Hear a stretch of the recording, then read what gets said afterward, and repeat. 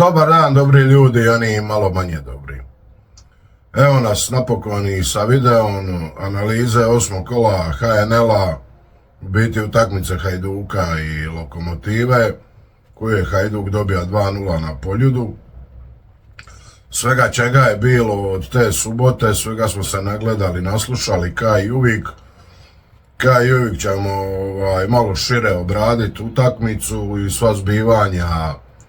oko utakmice, tako da idemo kreniti, kao što uvijek kako krenemo analizom igrača po pozicijama u samom Hajduku i kako su odigrali, nekako malo opišemo šta je bilo, ko je kaki bija, to već znamo sve. Ajmo krenit, ovaj put bi krenija prije samog golmana sa trenerom. Znači, trener je promijenio formaciju, znači iz 4-3-3 smo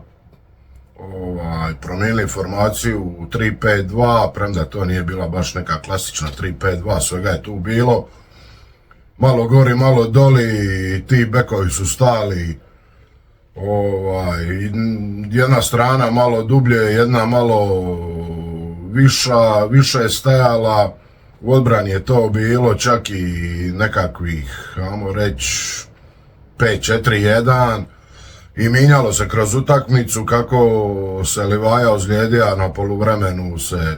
definitivno promijenilo, dobro obrambeno nije, ostalo je 5-4-1, taj neki, ili ne znam kako bi ga nazvao, 5-2-2-1, nešto u tom stilu. Ali u svakom slučaju, znači, ono što sam tija za početak i zašto sam tija startat sa samim trenerom je to da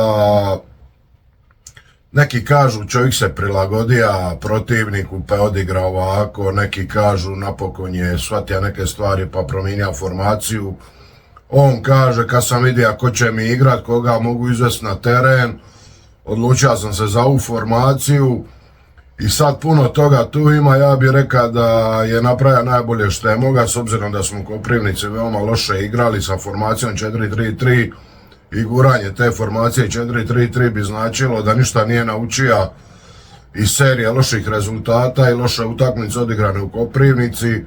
Ovi 3-5-2 mi je neki pomak i u njegovoj glavi i u tome da nije tvrdoglav i u razmišljanjima i u svemu, da nešto treba napraviti, da nešto treba promijeniti. To smo vidjeli da je nešto napravio i nešto promijenio. Prošle godine nije bilo dobro kad se prilagođavalo protivniku, ove godine nije dobro jer se ne prilagođava protivniku i mi smo definitivno klub koji ima navijače, koji svak ima svoje mišljenje, znači milion ljudi ima svak svoje mišljenje šta je treba napraviti, šta nije, koje treba igrat, koja formacija, koja pozicija, koji početni sastav, koji je igrač bolji, koji nije. Tako da imamo trenera, on je donio tu odluku i to je jedino relevantno u ovom momentu, šta god ko mislija i ne mislija. Ajmo sad vidi kako su ti igrači igrali u toj novoj formaciji, ko je šta donija, ko je šta odnija. Ivušić, znači, kako sam rekao, Silića je pogodio u Karlovcu balon u glavu. U live odmah iza sam rekao da je Ivušić rukom to obranija, nije, izgledalo je tako s tribina, kad sam poslije pogleda i njega je stvarno pogodio balon u glavu. Sad to možemo računati ko obranu, ne, nije bitno, bitno je da nije ušao gol. Ono što je tu puno bitnije, znači tu se, na primjer, Gonzalesu prigovara, on je tu izgubio balon, uz ovu liniju išao je dodat. Ali isto tako je Rači bija na tom balonu koji je mrtvo ladno mogao taj balon izbiju korner, nije, išao je nešto kemijat, uzez ga, nije ga uzea i njihov igrač se sjurija u naš 16-terac, tako reći peterac i puca srića da je Ivušića balon pogodio u glavu i da nismo tu primili gol. Evo već kad sam tu, u biti sam već došao do stopera, amo završi Ivušića, znači Ivušić ima 2-3 dobre odbrane. I ono što nam treba od golmana praktički da odbrani na 0-0 nešto što je bitno da se utakmica, ili kad vodimo 1-0 da se utakmica ne okriče, to smo ovaj put dobili, čista mreža, nismo primili nijedan gol i samim tim nemamo šta oduzeti ni nadodat na Ivušićevu utakmicu, znači bila je dobra, odlična, nije primio gol i svaki put kad ne primi gol nema se šta reći osim odlično. Ajmo sad na ovu trojku, znači igrali smo u trojci, Šarlija, Gonzales i Rači. Šarlija, sva trojica su igrala, ja ću reći dobro, uz to šta sva trojica su imala neke greške, naravno. Kad pobjediš, onda možeš reći sva trojica su igrala dobro, nisu primila gol. Kaj i protiv Dinama ne možeš reći da su igrali stoperi dobro, kad si izgubija 2-0 ili bilo ko u ekipi, ne možeš reći da je bilo dobro, ovdje si pobjedio pa možeš reći igrali su dobro. Šarlija je možda najmanje griješija od sve trojice, tako da možda on tu odigramo reći najbolju utakmicu, ali na primjer od sve trojice je Gonzales po ovim sofa skorovima i ostalim stvarima dobija najbolju ocjenu. Da, taj broj 3 kojega se proziva sa svih strana, od našeg Zokija pa priko Jele i Vejića, priko Luke Vučka koji kaže Vučka koji kaže da ima više kila od njega, pa tako dalje i tako više. Jednostavno mu niko nije sklon od hajdučkog puka ima bit. Ja jedini cijelo vrijeme govorim da je ok i samo nek nastavi. Vidi se da mu fali utakmica. Ono što mi je drago kod njega da se kuži sa Hugom, dobro njih dva funkcioniraju. Kako trči, Jela bi ga odveja na tečaj trčanja, ja bi ga odveja Jelu na tečaj inteligencije, da mu mozak malo proradi ta voda šta bučka svaki put u glavi, da neku informaciju kvalitetnu izbaci osim samog serenja priko medija. Znači čovjek priča cijelo vrijeme kako nikad gori Hajduk, nikad gora ekipa, nikad lošiji igrači, praktički sramota, sve što je u Hajduku je sramota i nikad bolja Lokomotiva, nikad kvalitetnija Lokomotiva. I koliko je ostalo Jeličiću, jer znamo rezultat, 2-0 dobija Hajduk, nikad gori Hajduk dobija nikad bolju Lokomotivu 2-0. Tako da tu vodu u glavi promijeniš, istuširaj se na jedno uvo, stavi onu slušalicu od tuša, tako da na drugu vodu stranu izađe ova voda što ti je sav u glavi. Tu se uklopija i Vejić, jebi ga lova je lipa, tekom, treba jednostavno srapo Hajduku, normalno je naša Spličanka sa poluadresom u Ražnju, isto ona je tražila snimke, da on se šalju, a nije tražila snimke Valinčića kako treba dobiti crveni umjesto žuti ili Mišića kako šakon udara loptu iza žutog kartona za drugi žuti, te snimke nije tražila. Da vidi kako je Dinamo na 0-0 treba ostati praktički s dva igrača manje pa da vidimo tu utakmicu. Samo lopovi uvijek pričaju o drugima, lopovi uvijek nađu pričat o nečem zaleđu, o nekoj var sobi, Jeličić poziva na linč sudaca, na linč var sobe, priključuju se i ovi šta nisu nogometaši, nije nam dovoljna mafija iz HNS-a, evo i nove mafije dobivamo koji se uključuju u rad HNS-a i sudačkih komisija, tako da je jedan kompletni cirkus, jedan šator treba lagano stavi preko svega i mislim da treba naplaćiva kartu na graničnim prelazima, ne naplaćiva ni boravišnu pristojbu, ni smještaj, ni ovo jedinstvena dnevna karta za cirkus, kad se na granici pređe, platiš 500 eura po danu, uđeš i uživaš u predstavi od prelaska granice. Ajmo se vratiti na utakmicu i ajmo se vratiti znači na same igrače. Kao sam rekao, mora sam malo zaokružiti cijelu priču sa Gonzalesom, zato je to igrač kojeg se najviše vriđa sa u Hajduku, to je najmodernije. Glupi Španjolci su sad, prije su bili glupi ovi Italijani, glupi ovi je ovakva boja kože, ovi ima dicu, nema dicu, sad su glupi Španjolci. I tako preko glupog Španjolca koji je napravio 3 greške na utakmici, a ispalo je da je napravio 500 grešaka na utakmici, a te 3 greške, ako gledamo Rači, ako ih je napravio 7 na utakmici, ali to nema veze, Rači ih je napravio 7 i on je super, ali Gonzales je katastrofa i napravio ih je 3 i idemo valjat se u blatu sa Španjolcima, na Albance ćemo doći kad riješimo Španjolca, onda će doći Rači na tapet, pa ćemo naći još 2-3 Albanca, pa ćemo onda udri po njim. I to je tako i tako će biti i tome nema kraja. Tako kaže, znači u toj trojci Rači je puno više griješio, samo što njegove greške Gonzales ispravlja, dok Gonzalesove greške Rači nije ispravlja. Najproblematičnije i dalje što se tiče odbrane je tranzicija i vidjeli smo kad su nam pribacili 2-3 puta stranu šta se dogodilo, koliko smo plivali i samo su nas neki blokovi i ajmo reći vile raviole čuvale da tu ne primimo gol, tako da tu definitivno ima prostora za napredak i ne da ima prostora za napredak, nego te stvari se trebaju jednostavno nekako prevenirat. Ne može se dogoditi da se pribaci balun sa desne na lijevu stranu, a da na lijevoj strani rupa od 50 metara praznog prostora i da 3 igrača idu i rade što hoće. Već smo i od Dinama primili po toj lijevoj strani gol i od Varteksta smo primili, od Varaždina smo primili po toj lijevoj strani gol, samo slučajno prvi smo priko desne ili je balon zašija desno u samoj tranziciji. Tako da mislim da imamo na toj lijevoj strani napadačkoj, nama obrambenoj desno imamo problema, tako da tu se treba vidjeti. Već kad smo kod desne strane i dolazimo do desnog beka, ne mislim da je Karačić tu nešto kriv, jer cijela ekipa je bila prebačena na praktički našu lijevu stranu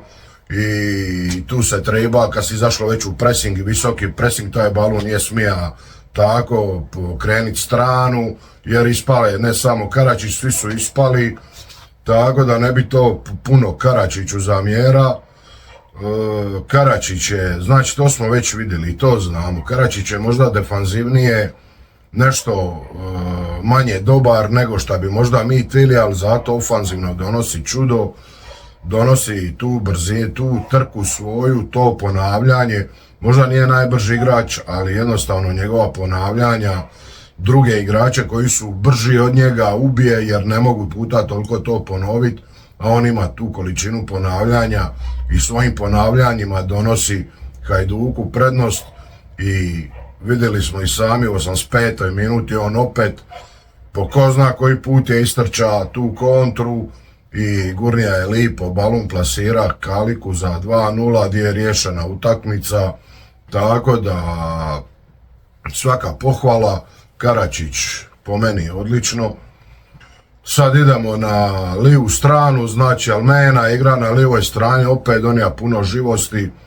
Za njega isto koji za Karačića, Almena ne mogu ga niti smada, igra je u nekim, čuli smo da igra i lijevog beka i lijevog wing beka i desno krilo i lijevo krilo i svašta nešto je igra, ali ono što je najbitnije, znači donosi tu energiju, donosi tu brzinu. I on je ima par prilika i on je ima situaciju praktički 1-0 gdje je išao, gdje se malo spetlja, gdje je izgubio u brzini i gdje je protivnički obrambeni igrač uspija tu otkloniti opasnost, ali bitno je da postoji ko opasnost i da u svakom trenutku onda je išao jedan put, 2 puta u zaleđe, jedan put nije, taj put je i da je bio malo koncentriraniji i da ima malo više forme, tek je došao, nema 3 tjedna, tako da pretpostavljam treningom, radom da će to biti sve bolje, bit će sve brži, konstantniji. U kasnijoj minuti utakmice će imat ono što je naš trener rekao, noge, znači imat će u nogama dovoljno energije da može to istrčat, primi balon, istrčat, izrealizirat. Vidjeli smo, rekao sam bija i par puta u opsajdu, onda je pogodio stativu, iz opsajda prečku. Nadam se, bez obzira li bija opsajd, ne bija, da će te situacije realizirat, pa poslije nek se gleda je, nije, nebitno, ali je bit da on realizira, pa lako ćemo mi dalje. Ključ je da on da stekne tu rutinu. I kažem, dobili i vraća se i defanzivno i istrčaj svoje iz defanzivno, u ofanzivi je bio dobar, tako da jednostavno ne mogu ništa reći ni o njemu, po meni to bilo ok.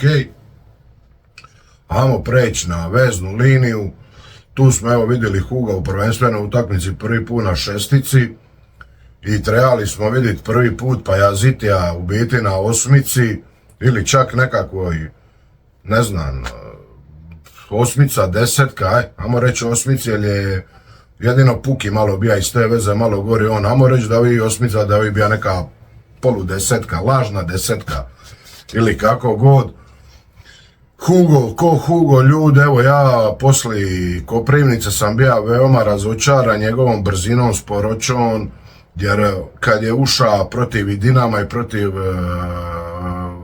Varaždina, on je donija nešto, donija je glava gore, baluni točni, dugi baluni točni, prebacivanja strana i sve to. Ovdje kad je krenio od početka, više ima kratkih dodavanja nego dugih, možda je i naša igra bila takva da se ne može baš tolika količina dugih baluna ili sama postavka di je sta Pajaziti, po meni totalno krivo je sta. Dijelimo je trener to reka, nije mu trener to reka, on je bio na šestici, bio je dublje od šestice, bio je dublje od Huga, što mi nije normalno i treba biti više od Huga, treba otvara prostor, on je cijelo vrijeme bio dole, inače se gubile te mogućnosti da otvoreni prostor donese te balune duge, bilo na njega, bilo na winbackove, bilo na napadače. Na kraju smo se sveli na duge balune, opet stopera, šta nikad nije dobro. Po meni bolje nek ti dugi baluni budu od šestice, od Huga koji ima te balune, a mi smo kako smo stajali u biti prisilili sami sebe da te balune opet stoperi bacaju i vidjeli smo to nije bilo dobro, bilo je u bunar dosta baluna i prvi put, drugi možda, kad smo smisleno po podu kroz sredinu prošli, smo dali gol. Prvi put je bio onaj oduzeti balun u visokom presingu Pajazitija kad je Livaja spustija na Pukija balun koji je pogodio stativu, a drugi put je bio kad smo dali gol priko znači Puki Livaja Rebić. I kad dođem do Rebića i kad dođem do toga ću taj dio, ajmo završiti veznu liniju. Znači Hugo po meni treba biti puno brže to, puno dublji baluni, puno duži baluni, ali to je uvjetovano vjerojatno i pozicioniranjem Pajazitija, nadam se da će se on dignuti malo više gore. Ima je dobrih momenata, kao što sam rekao, ni presičeni balun, ali isto tako 2 minute iza ima katastrofalni moment i taj balun nije prisika, pa je išla opet tranzicija kao i protiv Dinama po njegovoj strani gdje smo skoro primili gol, balun je prošao kraj stative, tako da i Pajaziti jednostavno mora raditi više, mora jednostavno, ako je problem u tom 4. žutom kartonu, prijatelju, napravi ga odmah, očisti se, jer ovo što igraš od 3. žutog kartona, to nije dobro, to nije kvalitetno, to nije tvoja razina prvih utakmica i šta prije ili se očisti kartone ili počmi igrat, meni je nebitno, zaboravi kartone i počmi igrat nogomet, nema od toga čuvanja 4. žutog ništa, to nas puno košta i puno bodova nam odnosi. Isto tako se nadam za Huga, vidi se i na Hugu i na Almeni i na Gonzalesu, na svoj trojici Španjolaca se vidi da im fali utakmica, kako je naš trener rekao da im fali nogu, fali im kondicije i kako bude išlo dalje i sad imamo reprezentativnu pauzu, mislim da to sve lagano dolazi na svoje i da može samo biti bolje i kako bude bolje tako će i Hugo biti bolji i moće više držati glavu gori i bit će sigurniji baluni, tako da meni to nije bilo loše, dapače, samo kažem, treba više dubljih baluna i sve će biti ok. Dolazimo do Pukija. Puki je meni drag, ja ga obožavam i jedva čekam da ga prodamo, da na tom isto dođe Skoko ili neko drugi. Ja bi ga posvojio Pukija ko 3. sina, obožavam ga. tu glavu, taj mentalitet, ali jednostavno, imaš da 2 gola, pogodio si jednu stativu, drugi ti je, druga situacija koja je još bolja. Ova prva je bila, malo je balun bija iza, pa kako je potega, ispalo je i dobro kako je moglo biti. Ali ova druga situacija, Zoki govori koja mu je noga, lijeva noga, to mu je slabija noga. To je nebitno koja mu je noga, on je nogometaš profesionalni, znači na 11 metrije ili 10 ili 12, nije bitno. Svi su, ispred njega nema nikoga, može pitat, di će pucat, mislim, nema direktno ispred, nikomu nije u bloku, na golu je golman i sve, ali golman je na jednoj strani, ima otvorenu drugu, ide nekim polujakim šutom, znači može bira, bit je da odabere di će puca i da tu potegne, pogodit će, mora pogoditi okvir gola, ne može se dogoditi da ne pogodi okvir gola, jer onda opet imamo u renapadu, ako se odbije taj balun, a mora se odbije ako ide u gol, teško da ga golman uvati u ruke, imaš opet tu 2 igrača, 3 igrača koja na odbijeni balun mogu naletit i mi umjesto u 46. minuti da vodimo 2-0, mi se mučimo, utakmica ulazi u kaos iza izlaska Rebića od 60. minute i jedan zalutali metak nas vodi u to da ostanemo neriješeni ili izgubimo utakmicu, dobijemo 5 žutih, 3 crvena, da sve uđe u nervozu, ludilo, od utakmice koju lagano imamo privest kraju i natrpati još 3-4 komada do kraja mrtvo ladno, jer na 2-0 pucaju i kraj priče. Ali eto, i to zamjeran jednostavno, Puki je radnik, Puki će odraditi sve, kad je visoki pressing u tom sekundu će uletiti u igrača, čim je stav visoki pressing, kad je prošao balun njihovu zadnju liniju. Puki jednostavno zaboravlja na odbranu, trčkara, to sam već milion puta rekao, jednostavno trčkara iza igrača, u nekom skipu radi, to nije dobro, nije dobar prijem baluna, odbija mu se previše balun, tehnički je apsolutno nesavršen, ti baluni koji put budu dobri, koji put budu odlični, ali u većini slučajeva budu loši i jednostavno, bez obzira na to jel ga ja volim, ne volim, jel mi je drag ko osoba, ko igrač, ko šta, ja čekam moment kad ćemo ga prodati, kad će na tu poziciju doći Skoko koji ima puno mekaniju nogu, puno mekaniji balun, puno bolje se okriče po prijemu lopte put, puno bolje razumi sve te stvari i jednostavno, to je tako, nažalost, ali i tako je, to ja vidim tako, možda neki drugi vide drugčije, ja nemam ništa protiv, kaj šta kažem, uvijek u komentarima prokomentiramo takve stvari, neko kaže ovo, ja kažem ovo, uvijek pričamo, tako da su to stvari oko kojih možemo se uvijek iščakulat, ali eto, to je moje viđenje, ne kažem da je bija loš, bija je praktički kod oba 2 gola predasistent, znači kod prvog i kod drugog gola je bija predasistent, tako da je očito znači za ekipu, donosi ekipi, ali isto tako je treba biti onaj faktor koji je treba riješiti utakmicu davno prije i priko njega se još puno toga moglo napraviti, da ne govori na kraju za 6-7 baluna koje je protivniku poklonio doslovno u noge, pa čak i u 16-tercu našeme, i to što nismo kažnjeni, što nećemo pričat o njemu da je krivac za neki gol ili nešto što se dogodilo ili o Račiju je samo slučajnost, za razliku od Hrgovića protiv Dinama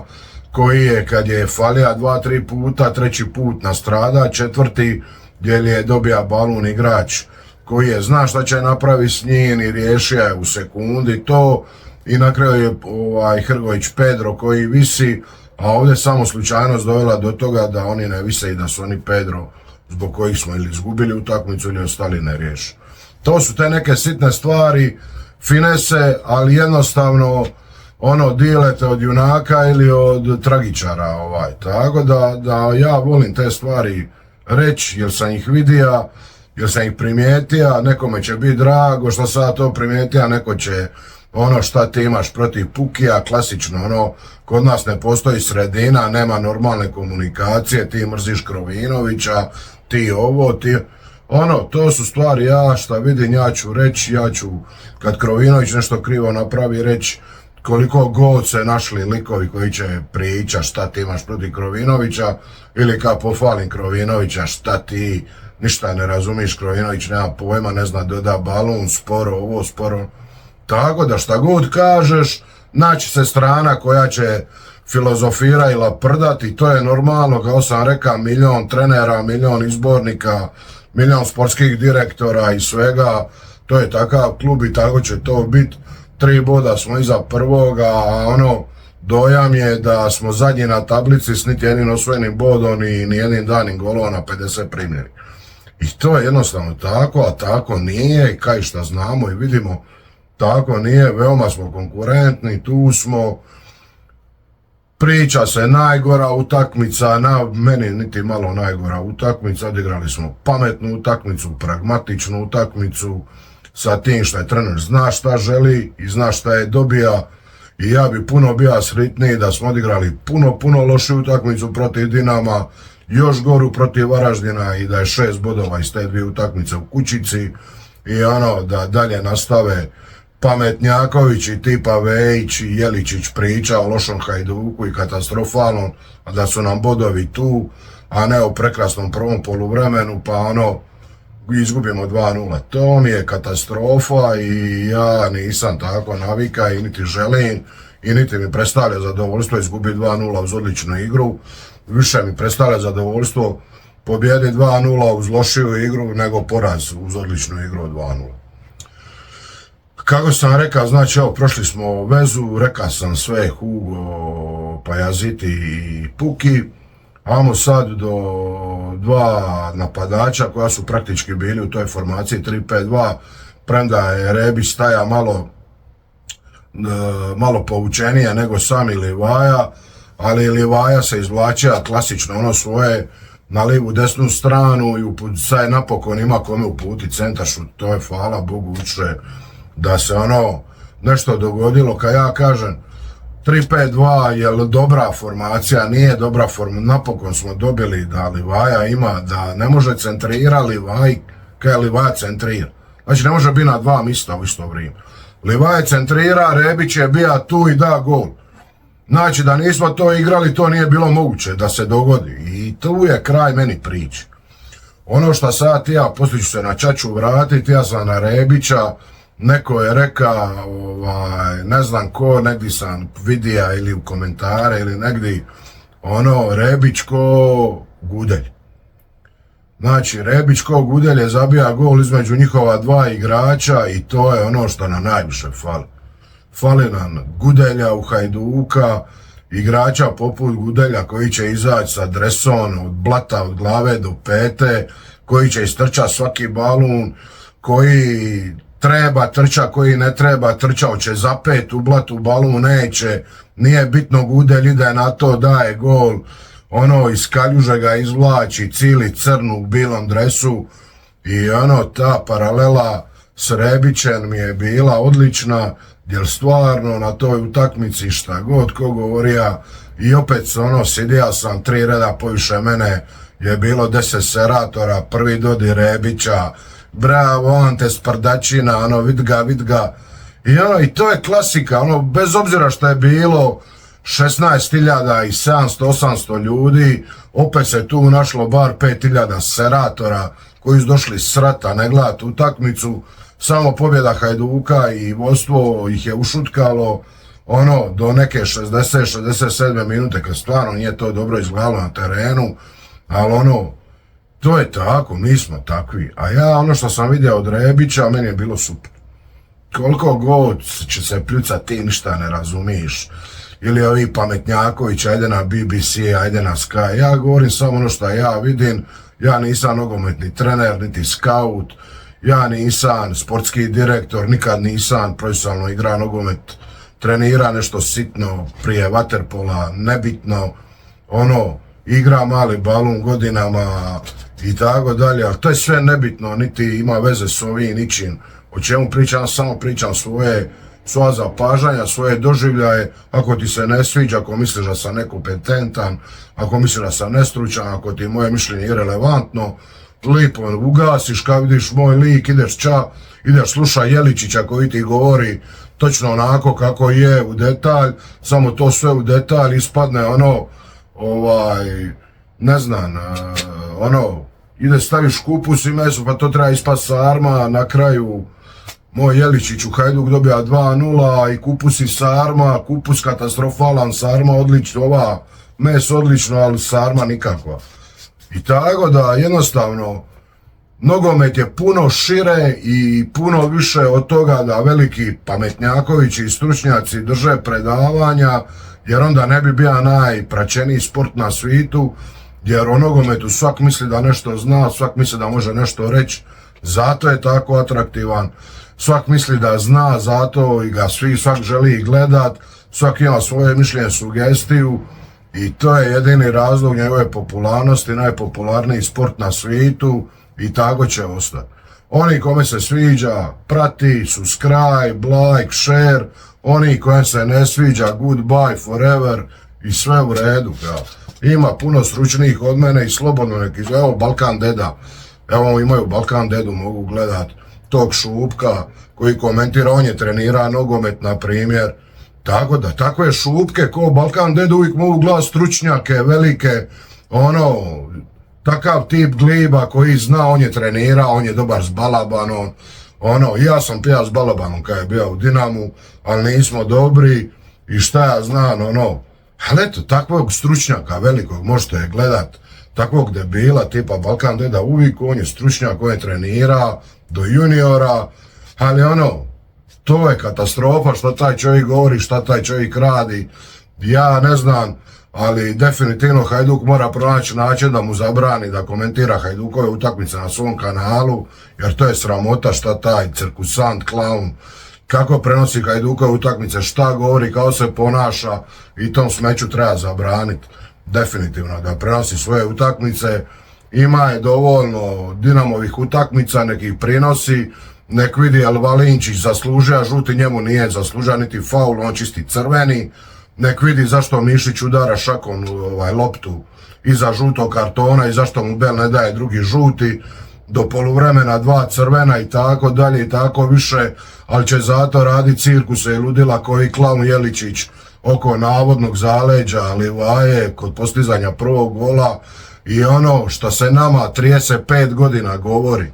dajte gol više pa neće biti problem ako je gol iz zaleđa dan. Da gospodo, dajte gol više, a ne uvest mafiju više koja će kažnjava suce po svojim kriterijima. Evo, uveli smo novu razinu, ulazi nova mafija u HNS koja će određivati i kažnjavati suce koji ih falivaju. To smo mi jednostavno, jedan veliki cirkus i sve ostalo. Ali ajmo se vrati, znači Rebić, meni top, tank, koji je balon izgubio, vratija ga u posjed, prigazija je sve, došao je do njega, gol, šta ću govoriti između dva igrača, mogu on i Livaja u HNL-u i niko više, tako da jednostavno se radujem kad će ući u formu, kad će se vratiti, to će biti Livaja i on u top formi, to je savršenstvo koje jedva čekam gledat. Nažalost Livaja se ozlijedija, ne znam koliko će bio ozlijeđen, neko kažu istegnuća zadnje lože, nemam pojma šta, to je minimum Vukovar i prva sljedeća utakmica iza reprezentativne pauze, pretpostavljam da je to minimum to vrijeme ili nadam se bar samo Vukovar, to je bilo odlično, ali vidit ćemo, znači sigurno sljedeću utakmicu igramo bez njega. Šta treba govoriti, kao se izvuka, kako je doda balun, opet je nacrta 10 baluna protivnicima i opet će se naći Diotel se pojavlja na terenu, jel ovo, jel ono, znači dok je tu i kad je tu, to je jedna druga dimenzija, kad nije tu ili smo je drugo poluvrijeme, šta se igralo, kao se igralo i sve ostalo, tako da onaj ko ne razumije balun, nikad neće razumjeti šta Livaja donosi Hajduku, a i oni polu šta misle da znaju,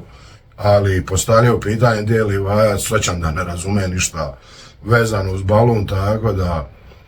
Livaja će na sljedeću utakmicu sigurno puno falit. Znači, nažalost, tu se ozlijedija i ono, toliko hrpetinu udaraca je dobija da nije ni čudo da se ozlijedija. S tom hrpetinom udaraca moramo doći do glavnog suca ove utakmice, kako sam dobija kritiku, nije iz Karlovca nego iz Duge Rese, pa tako smeće iz Duge Rese, da znači dam puno ime i prezime gospodina, ono, sina, unuka, nečaka, kuma, nepotizma, kako god, znači nesposobni idioti koji kroz HNS grade svoje karijere, su im tate, kumovi, stričevi, babe, na nekim funkcijama nekad bili, su ga popušili Mamiću ili Šukeru, ili su ono neku kriminalnu radnju odradili za njih, ili su provodili pošteno suđenje sa ostatkom kriminalaca koji su sudili u našoj lizi, su zadužili taj HNS, pa taj HNS vraća ovako što takve klaune stavlja da nam sude, i ovo je druga utakmica koju nam taj klaun sudi, i drugu utakmicu radi cirkus, i šta je najgore, taj klaun će sljedećih 20 godina sudit, jer ima 22-3 godine, ne znam koliko, i taj ima ispred sebe 20 godina zlostavljanja svih ljudi u ovoj državi, jer to je sramota, koliko ne razumi, koliko je glup, koliko situacija je krivo procijenija, koliko faula nije svira, koliko žutih kartona opet nije dodijelija. Bila na jednu stranu, na drugu. Apsolutno nebitno, apsolutno se vidjelo od prve sekunde da ono ima intenciju, to je ono što govori svaki put, Erceg nije ima intenciju, sudija je jedno drugo što je vidio. Ovdje se vidi intencija, 3 žuta Lokomotivi do 33. minute nesvirana, ono zadnje upozorenje, ono umjesto mu izvadi žuti, ono čovjek taj prošao, uša si mu u noge, ono to je čisti žuti, ali ne, jednostavno to je ta razina nesposobnosti, razina nekvalitete, neznanja koje nikad neće evoluirati, napredovat, nego ćemo imati ovakvo smeće koje će po zadatku biti poslano i vjerojatno će nama većinu toga suditi ili Dinamu kaj im triba, šta im triba. I jednostavno je to tako, to živimo u takvom društvu i ono imamo takvu nogometnu organizaciju koja je ono prožeta kriminalom i kriminalcima i tako će biti dokle god državni odvjetnik se ne pozabavi sa svim tim, ne pohapsi sve koga treba pohapsiti, ne oduzme kriminalcima naslove koje su oduzeli na kriminal, na sudačke povlastice, na plaćene suce, dogovore, dok god Dinamo bude ima sve naslove u vitrinama, a neko Juventus da mu se oduzimaju naslovi za ono naslove koje su ukrali, kupili i tako dalje, će ovako biti i nema razloga da ne bude kako funkcionira, jer oni trpaju svoje džepove parama, ono, i to je jednostavno tako. Sad idemo na rezervne igrače se pribaciti, ko je ulazija, šta je ulazija. Znači, kad je Livaju promijenilo, ko je ušao odmah na poluvremenu, njega se čekalo da uđe, da bi se održani skupili, kako je bilo. U svakom slučaju, ušao je Krovinović. Znači, Krovinović je ušao, dobija je neku ulogu desetke, odigra je svoje poluvrijeme, nije to čak ni bilo loše, volim ga, vidi, puno gori. Puno više mi je bilo poslije kada je ušao Kalik, on se malo spustio, Puk je sta na njegovom isto, puno manje mi ga je drago doli bilo vidit, nego kada je odmah ušao i ono gori. Nekako je unija živosti, jedini je u to drugo poluvrijeme nešto mi parija da je napravio, donija, bija je možda i naš najopasniji igrač praktički to drugo poluvrijeme. Poslije je ušao Kalik koji je zamijenio praktički Rebića, u biti Livaju, jer smo opet ostali na jednog špica, više se tu onda, kad je izašao Rebić, stvarno se više ništa nije znalo, tu se pogubilo sve, nije ni Kalik zna koga napada u odbrani, Puki, to je stvarno izgledalo malo problematično, a puno više mi je izgledalo problematično iz razloga jer je naš trener napravio zamjenu, izvadio je oba zadnja vezna, jer praktički je Pajaziti igra cijelu utakmicu zadnjeg veznog, ono, blizu osmice nije, možda je došao jedno 5 minuti je bio na osmici, ono, pred kraj prvog poluvremena. Tako da, jednostavno, zašto vadiš oba dva? Ja razumijem da se umorila, ali ne možeš oba dva u istom momentu izvadi jednoga pa drugoga za 10-15 minuta kad se ustali ekipa. Ne, on je izvuka i Huga i Pajazite, je Sigura kojeg je stavio na zadnjeg veznog i je Meljnjaka. Tako da, i tu je bilo, razumiješ, ko di stoji, kako stoji, šta Meljnjak igra, ostaje Almena, pa jednostavno,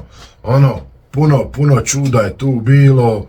Ja se nadam, dobro, evo, ima olakotne okolnosti i jednostavno igrali smo i tu Koprivnicu, u međuvremenu tu katastrofalnu utakmicu, nisam napravio video kod toga, ali bolje da nisam napravio, niti sam ti ja napraviti u toj utakmici, jer to bi bilo stvarno najgora verzija mene i ne želim tu najgoru verziju uopće da izlazi, da govorim o igračima Hajduka, ono što sam vidio na